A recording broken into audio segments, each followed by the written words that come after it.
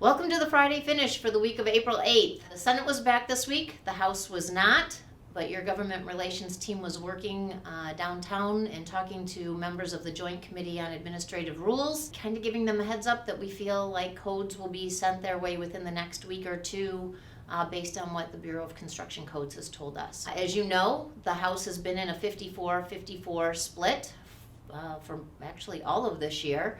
Next week, 2 special elections will take place to replace the 2 state reps that are now mayors of Westland and Warren.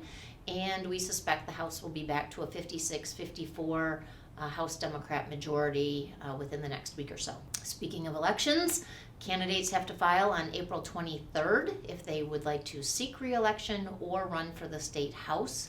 There are 110 seats up for re-election this year. And we are tracking that. Friends of Housing will start holding committee meetings to look at endorsements and vote records on who is deemed worthy of a Friends of Housing endorsement. That being said, elections are expensive. If you have not contributed to Friends of Housing yet, the Political Action Committee will close our books on April 20th. And so we will need funds to gear up early. Proposal 2 that was voted in, Voters Not Politicians, you might recall, changed the way elections take place. Normally you would hold your money until the end, but with early voting and absentee ballots going out earlier, voters are making their voices heard a lot earlier. So if we're going to have an impact, we need to endorse, get out the vote, and contribute earlier as well. You can contribute by going to the link that is scanning across the bottom of your screen.